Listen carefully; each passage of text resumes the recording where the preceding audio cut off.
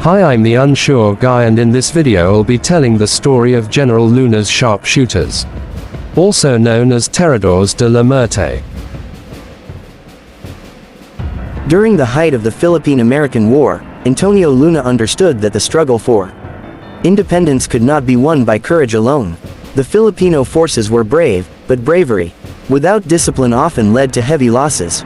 Facing a better equipped and more organized enemy, Luna knew that survival depended on precision, strategy, and control.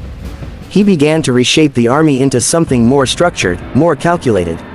Among his many reforms, one stood apart from the rest. He started selecting a small group of men, not based on strength or rank, but on their ability to remain calm, observant, and patient under pressure. These men would become his sharpshooters. They came from different backgrounds. Some were hunters from the provinces who had spent years learning how to track and aim with care. Others were former soldiers who had developed steady hands and sharp instincts. What they all shared was discipline and focus. They were not chosen for how loudly they could fight, but for how quietly they could wait. Under Luna's command, their training was strict and relentless. They were taught to measure distance with their eyes, to calculate the movement of targets, and to adjust for wind and terrain. They studied the land carefully, learning how to use it not just as cover, but as an advantage.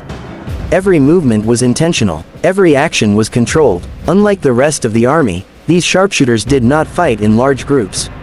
They operated in small units or alone, positioned far from the main lines. While battles unfolded openly between opposing forces, they remained hidden at the edges of conflict.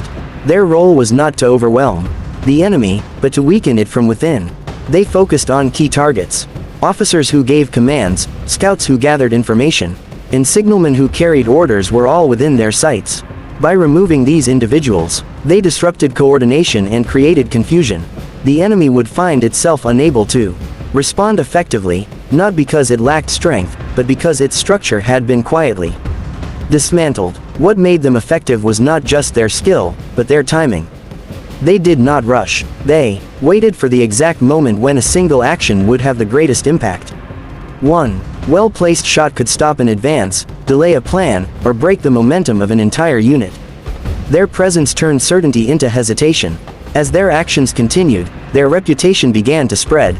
Enemy troops grew cautious, aware that they were being watched even when nothing could be seen. Open spaces became dangerous, and every movement carried risk. The battlefield no longer belonged entirely to those who could be seen, it was influenced just as much by those who remained hidden. For Luna, this was part of a larger vision. He wanted an army that could think as well as fight, one that relied on discipline rather than impulse. The sharpshooters represented this ideal. They were not just weapons, but examples of what the army could become.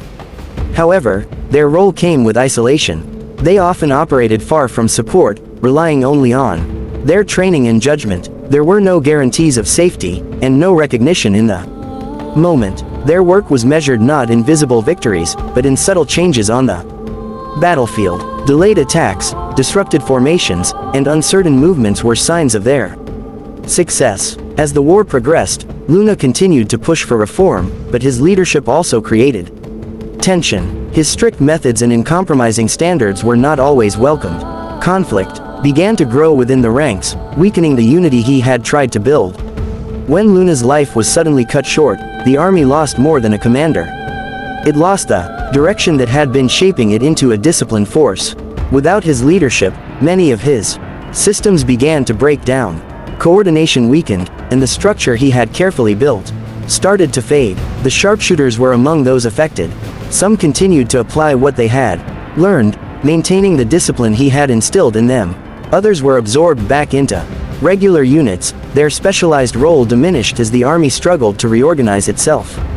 Even so, their impact did not disappear. The methods they used, the patience they embodied, and the precision they practiced left a lasting impression. Their actions had shown that war could be influenced not only by numbers and strength, but by control and understanding. In time, stories began to form around them. Accounts of unseen marksmen who could change the course of a battle with a single action spread among soldiers and civilians alike. While details varied, the idea remained consistent, that somewhere in the conflict, there had been men who fought not by being seen, but by remaining unseen. These stories continued long after the war had moved on. They became part of the memory of the Sagam Sa, blending fact with interpretation. What remained certain was that under the command of Antonio Luna, a different kind of soldier had emerged, one defined not by noise or visibility, but by precision and discipline. Their legacy was not written in grand displays, but in the quiet influence they had on the battlefield. They represented a shift in how the war was fought, showing that even in the midst of chaos, control and patience could shape the outcome. And though time has passed, the idea of Luna's sharpshooters endures, remembered as a symbol of strategy, focus, and the unseen force that once moved silently through the course of history.